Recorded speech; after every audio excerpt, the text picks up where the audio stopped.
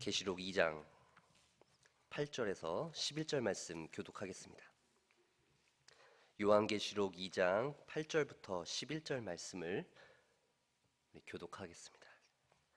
제가 먼저 8절 읽겠습니다. 서머나 교회의 사자에게 편지하라. 처음이며 마지막이요 죽었다가 살아나신 이가 이르시되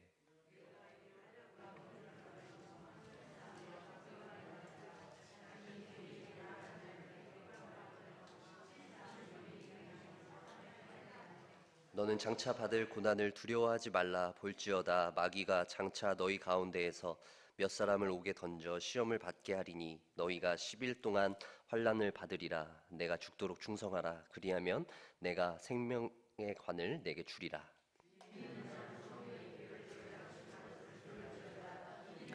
둘째 사망의 해를 받지 아니하리라. 아멘. 요한계시록의 7교회를 설교하려고 합니다. 저번에 에베소 교회에 대해서 한번 살펴보았고요. 오늘은 서머나 교회, 두 번째 교회입니다. 에베소 교회의 키워드는 사랑이었어요. 그리고 그들은 그 진리를 지키다가 사랑이 식어버렸다라고 하는 하나님의 책망을 받았습니다. 그리고 오늘 서머나 교회의 키워드는 무엇일까요? 고난입니다. 서머나 교회의 키워드는 고난이라는 것을 좀 기억할 수 있었으면 좋겠어요. 왜냐하면 이 서머나 교회가 초대교회 당시에 이 고난이라고 하는 것을 가장 많이 겪었기 때문이죠. 먼저 서머나 교회가 당한 그 고난이 무엇인지를 먼저 첫 번째로 좀 살펴보려고 하는데요. 서머나 교회에 당한 그 고난은 두 가지 단계로 이루어져 있습니다. 9절 말씀을 보시면 내가 내 환난과 궁핍을 알거니와 실상은 내가 부요한 자니라. 자칭 유대인이라 하는 자들의 비방도 알거니와 실상은 유대인이 아니요 사탄의 회당이라. 서머나 교회 성도들이 당했던 고난은 당시 로마 제국의 지배를 받고 있었던 상황을 우리가 먼저 이해하고 있으면 좀 더 쉽게 이해할 수 있습니다. 마치 우리가 일제시대 때 지배당했던 모습과 같은데요. 당시 로마는 정복을 한 그 지역 사람들에게 한 가지 요구사항이 있었습니다. 그것은 바로 황제 숭배죠. 그들이 황제를 숭배하기만 하면 로마 제국의 시민이 되어져서 많은 혜택을 받고 로마의 속주에 편입되어져서 살아갈 수 있었어요. 하지만 이 황제 숭배를 거부하면 로마 제국 안에서 생활을 하기가 참 힘들었던 것이죠. 자치적인 어떤 제도를 인정해 주되 한 가지 요구사항이 바로 이 황제 숭배였다는 것이죠. 초대교회 성도들은 하나님 이외에 다른 신이 없었기 때문에 이 황제 숭배의 요구를 받아들일 수 없었어요. 이제 그래서 그들에게 찾아온 것이 바로 고난인 것이죠. 환난과 궁핍인 것입니다. 또 경제적으로, 사회적으로 그들이 어려움을 당하게 된 것이죠. 일단 일자리를 구하는 것이 어려워지는 것이에요. 일자리를 못 구하면 어떻게 되나요? 생계를 유지할 수가 없죠. 팔고 사고 먹는 일이 불가능하다는 것이죠. 그럼 사회 안에서 살아갈 수가 없어요. 생명 유지하는 것 자체도 어려워요. 똑같은 일을 하더라도 그리스도인이라고 하는 딱지가 붙게 되면 저 사람은 황제 숭배를 하지 않는 사람이야 라는 딱지가 붙게 되면 사회에서 배제당합니다. 가난한 것도 서러운데, 일자리를 구하지 못한 것도 서러운데 다른 사람들과 섞여서 살 수 없어요. 구분되는 것이죠. 너무나 힘든 일입니다. 사회적으로 왕따가 되는 일이죠. 살아남을 수가 없어요. 로마 제국 시대에 믿음을 지키고 살아간다는 것, 로마의 지배 아래서 성도들이 받았던 환난과 궁핍은 우리의 상상을 초월할 정도입니다. 만약에 여러분들이 초대교회 성도였다면 혹시 견디실 수 있었을까요? 일할 수 있는 곳이 없어요. 가족들의 생기를 책임질 수도 없었죠. 가난해지고 또 심지어 사람들과의 관계도 망가져요. 아무도 믿을 수 없었습니다. 세상에서 홀로 고독하게 살아가는 것처럼 느껴지는 상황인 것이죠. 또 동료 그리스도인들도 도와줄 수 없어요. 그들도 똑같이 고난과 환난 가운데 있었기 때문이죠. 이런 상황 속에서 믿음을 지킨다는 것 굉장히 어려운 일이었을 것입니다. 여기서 어느 누가 자신 있게 아닙니다. 나는 믿음 지킬 수 있습니다. 라고 말할 수 있을까요? 아마 소수를 빼고는 정말 너무나 힘들게 어렵게 살아가고 암묵적으로는 이 황제 숭배하는 사람들과 타협하며 어느 정도 살아갈 수밖에 없었을 것이에요. 그렇지 않으면 살아갈 수가 없었기 때문이죠. 그런 상황 가운데에서 심지어 자칭 유대인이라고 하는 사람들이 비방까지 하게 됩니다. 이 비방이라는 단어는 신성모독이라고 하는 의미가 있지만 당시 그리스도인들을 대적하던 이 유대인들의 이 비방은 근거 없고 악의적인 소문들을 퍼뜨리는 것이죠. 저 그리스도인들이 사람의 살과 피를 먹는다라는 것부터 시작해서 그냥 근거가 없고 악의적인 말들을 계속해서 퍼뜨리는 것이에요. 바로 유대인들이 그랬다는 것이죠. 유대인들의 눈에 봤을 때 그리스도인들은 그렇게 해도 마땅한 사람들처럼 보였어요. 자신들의 율법을 버리고 새로운 그리스도라고 하는 사람의 도를 쫓는 그 사람들에게 고통을 주기 위해선 그들은 수단과 방법을 가리지 않았기 때문이죠.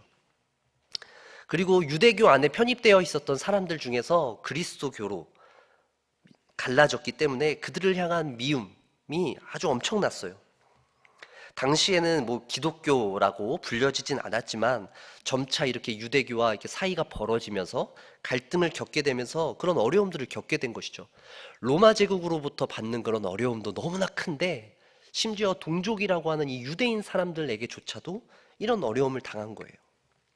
대표적으로 바울을 한번 생각해 보세요. 유대교의 핵심 인물이었습니다. 사울 일대요. 율법에 능통했죠. 그래서 유대교의 아주 지도적인 인물이었는데 그가 회심을 하면서 이름도 바울로 바꾸게 되고 이제 유대교와 결벌하게 되죠. 그리고 사도로 활동을 하게 됩니다. 그러면서 바울의 대적들이 엄청나게 생겨요. 사도행전을 보면 바울을 죽이기 위해서 밤낮 없이 바울을 쫓아다니는 사람이 있었을 정도예요. 사도행전 20장 3절 말씀을 보세요. 거기 석 달 동안 있다가 배 타고 수리아로 가고자 할 그때 유대인들이 자기를 해하려고 공모함으로 마게도냐를 거쳐 돌아가기로 작정하니, 바울을 해하려는 자들이 나타나서 바울이 전도 여행 중에 자신의 일정을 수정해야 했어요. 원래 가려고 했던 그 길이 아니라 다른 길로 가게 된 것이죠. 그렇게 심한 핍박이 이어졌던 것입니다. 결국 그들은 바울을 예루살렘까지 쫓아가요. 그래서 예루살렘에서 바울을 잡기 위해 소동을 벌이죠. 바울에게 그랬던 것처럼 유대인들은 서머나 교회 성도들에게도 동일하게 했죠. 그리스도를 믿고 따르는 그 성도들을 회유합니다. 그리고 말을 안 들으면 막 협박을 하죠. 그래도 말을 안 들으면 사회에서 배제시킵니다. 함께 어울려서 살 수 없도록 만드는 것이죠. 그런 상황 가운데에서 서머나 교회 성도들이 믿음을 지켰어야 합니다. 초대교회 성도들 모두들 다 그랬지만 서머나 교회가 특별히 그랬다는 것이죠. 자, 이제 이게 고난의 첫 번째 단계고요. 고난의 두 번째 단계가 있습니다. 10절 말씀을 보시면 너는 장차 받을 고난을 두려워하지 말라. 볼지어다 마귀가 장차 너희 가운데에서 몇 사람을 옥에 던져 시험을 받게 하리니 너희가 10일 동안 환난을 받으리라. 여기까지인데요. 아까 그 말한 고난의 첫 번째 단계를 지나서 두 번째 단계가 있는데 장차 받을 고난이 또 있다라고 이야기하고 있죠. 지금 받고 있는 고난도 너무 감당하기 어려운데 여기에서 또 고난이 주어진다. 이게 자 숨이 막힐 정도죠. 이 두 번째 단계의 고난은 몇 사람이 옥에 던져지는 일인데요. 바로 순교를 이야기하고 있어요. 서머나 교회는 순교자를 배출한 교회입니다. 초대교회의 가장 유명한 순교자였던 폴리캅이라고 하는 교부가 이 서머나 교회의 지도자였죠. 그는 화형을 앞두고 그를 회유하는 로마 제국 사람들에게 있어서 당당하게 신앙을 버리지 않겠다라고 고백한 사람이었어요. 어떤 회유와 핍박에도 흔들리지 않았죠. 이 폴리캅이라고 하는 사람을 대표로 해서 초대교회의 이 수많은 순교자들이 있어요. 또 우리나라도 마찬가지죠. 일제시대에 수많은 믿음의 선배들이 신앙을 지키기 위해서 신사참배를 하지 않고 순교자의 각오로 서 있었던 선배님들도 계시죠. 자, 우리에게 주어진 수많은 고난들을 떠올려 보세요. 아까 말씀드렸다시피 경제적으로 당하는 어려움들, 그래서 사회에서 막 배제당하는 이런 어려움들도 있고요. 그리고 가족 같던 사람들에게 버림받는 일, 그들과 갈등을 겪는 일, 그리고 믿음을 지키기 위해서 심지어는 목숨까지 내놓아야 하는 이런 고난들. 고난의 그 크기와 무게에 대해서 저희가 서로 이렇게 나누자면 끝이 없어요. 남자분들은 군대에서 고생한 이야기, 여자분들은 출산하면서 고생한 얘기, 이런 것들 우리가 얘기하면 밤을 새워도 모자라죠. 서머나 교회의 고난도 마찬가지입니다. 고난의 끝판왕이에요. 목숨까지 내어놓는 순교자를 배출한 교회가 서머나 교회였습니다. 초대교회 중에 다른 교회는 몰라도 이 서머나 교회는 고난에 있어서는 우리가 최고다 라고 자부할 정도였죠. 수많은 고난들을 감당했던 교회예요. 에베소 교회가 진리를 담당했듯이요. 중요한 것은 이제 그들에게 그런 당한 그 고난이 서머나 교회 성도들에게 어떤 한 가지 행동을 하도록 촉구하고 있다는 사실을 우리가 오늘 본문을 통해서 알 수 있어요. 그들이 취해야 할 행동, 그것이 무엇일까요? 10절 뒷부분인데요. 내가 죽도록 충성하라. 그리하면 내가 생명의 관을 내게 주리라. 고난받는 그들에게 주어진 사도 요한의 메시지, 그것은 무엇이었나요? 죽도록 충성하라. 고난을 이기는 법으로서 더 큰 충성을 요구했던 것입니다. 많은 사람들이 이 충성을 요구받고 있어요. 오늘날 시대에요. 사람들에게 충성해야 되고요. 어떤 조직에 충성해야 됩니다. 그리고 어떤 명예, 물질, 어떤 가치나 태도들은 우리에게 충성을 요구하고 있어요.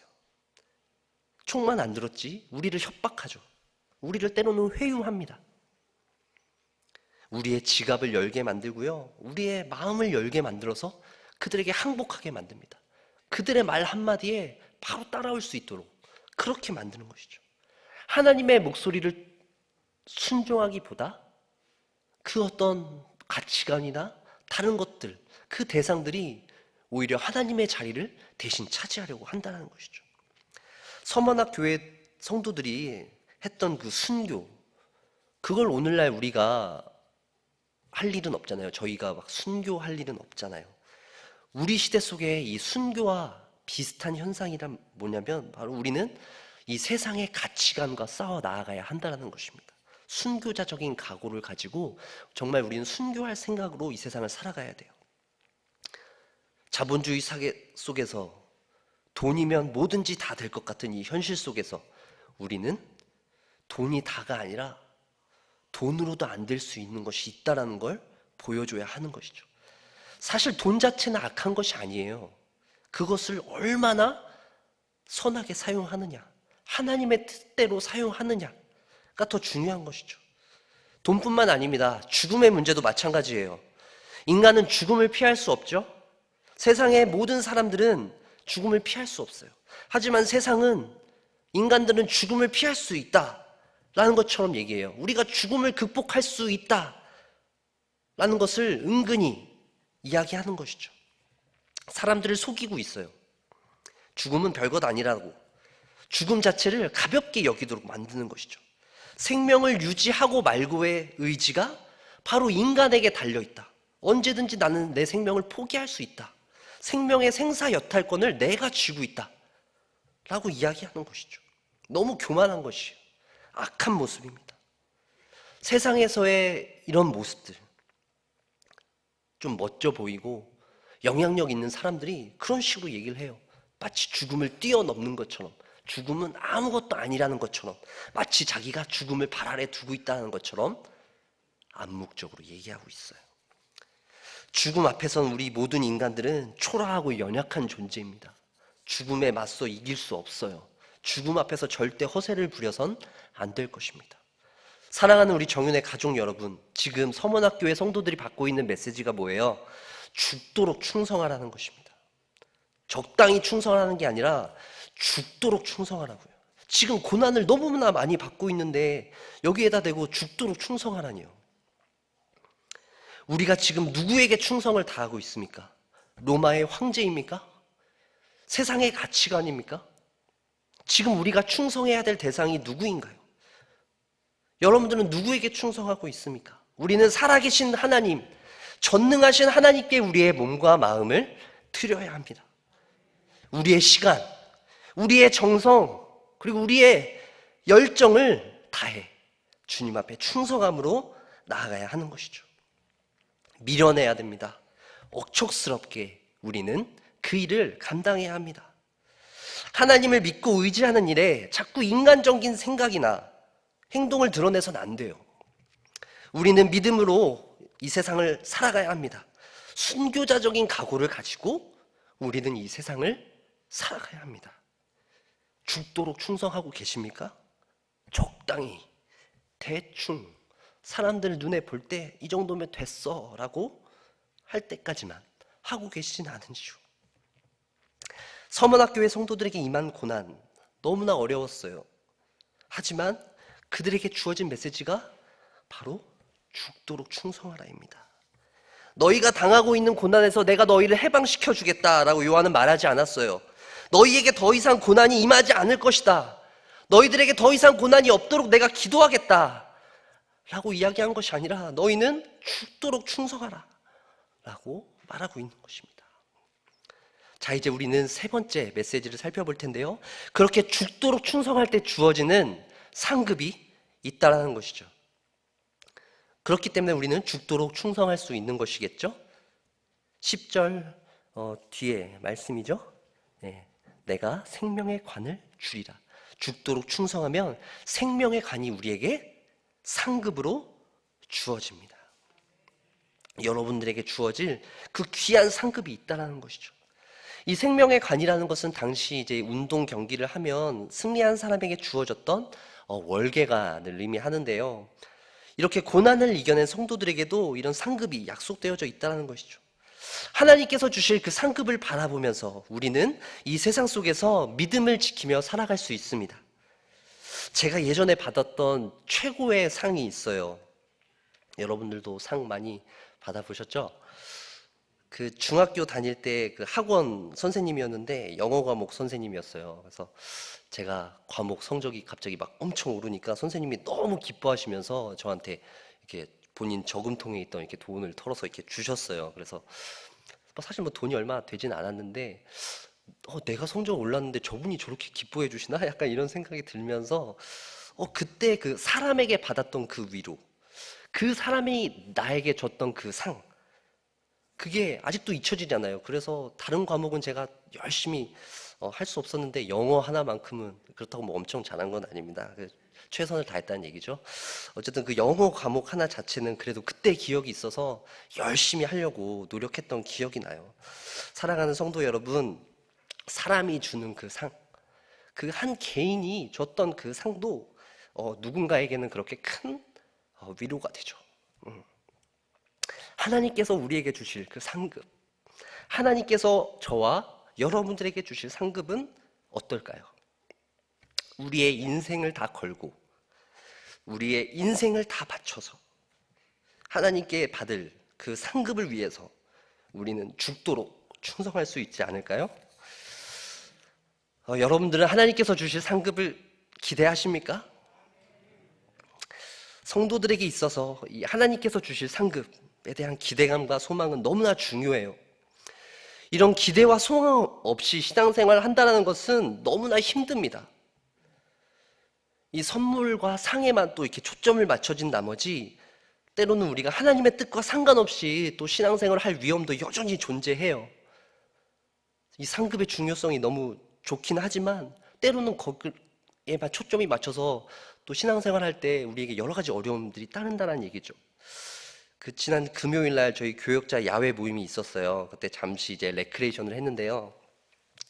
그 이제 묵찌밥 게임을 해가지고 이긴 사람한테 이렇게 스티커 붙여주고 이제 뭐 이런 게임이었어요. 근데 하기 전에 이제 자기 소개하고 이제 저희 어떤 뭐 비전이나 이제 이런 걸 나누고 이제 묵찌밥을 하는 거였는데 그냥 승패에 집착한 나머지 묵찌밥만 계속했어요.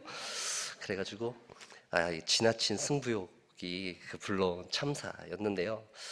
저희의 신앙생활도 마찬가지겠죠. 하나님께서 주실 그 선물을 따기 위해서 막 열심히 달려가다 보면은 때로는 그런 것들을 놓칠 수 있다라는 것이에요. 생명의 간을 얻기 위해서 우리가 죽도록 충성해야지. 좋아. 열심히 해야지. 하지만 그 충성해 나아가는 과정들 가운데에서 하나님이 원하시는 뜻을 때로는 우리가 놓칠 수도 있어요. 온전히 순종하는 그 길이 참 쉽지 않다는 것이죠. 저희가 요새 새벽에 요나를 또 묵상하고 있는데요. 요나가 보여준 모습이 그래요. 하나님이 하신 그 명령에 요나는 순종하지 않아요. 왜냐하면 요나가 생각했을 때 니누의 백성들에게 복음을 전한다는 건 말이 안 되거든요. 그 사람들에게 하나님의 말씀을 전한다는 건 그들에게 너무 과분한 것이에요. 그들은 그냥 멸망당해서 죽어야 한다라고 생각했기 때문이죠. 그래서 요나는 순종하지 않아요. 그래서 결국 바다에 던져지게 되고 물고기 뱃속에 들어가게 되는 것이죠. 이렇게 하나님의 명령에 따르지 않고 순종하지 않는 요나와 같은 모습이 우리에게도 있습니다. 자, 이제 우리는 하나님께서 주실 그 선물, 그 상급에 대해서 다시 한번 기억해야 돼요. 하나님께서 우리를 위해 예배해 두신 놀라운 상급이 있습니다. 그 생명의 간이 우리에게 있는 것이죠. 11절 말씀도 보세요. 귀 있는 자는 성령이 교회들에게 하시는 말씀을 들을지어다. 이기는 자는 둘째 사망의 해를 받지 아니하리라. 자, 이기는 자는 무엇을 받지 않나요? 예, 둘째 사망의 해라고 합니다. 첫째 사망은 육체의 죽음이죠. 그리고 둘째 사망은 이제 최후 심판 때에 일어날 일입니다. 의인과 악인들 모두는 이렇게 하나님의 심판대 앞에서 둘째 사망에 이를 수 있어요. 둘째 사망이 있다는 것이죠. 죽도록 충성하며 모든 고난 가운데에서 승리한 성도들에게는 이 둘째 사망의 해가 있지 않다는 것입니다. 하나님께서 주실 그 생명의 간과 더불어 우리에게는 이제 육체적인 죽음 이후에는 영원토록 하나님과 함께 살아가게 된다는 것입니다. 여러분, 계시록 20장 6절 말씀 좀 뒤로 넘겨서 보실까요? 계시록 20장 6절 말씀입니다.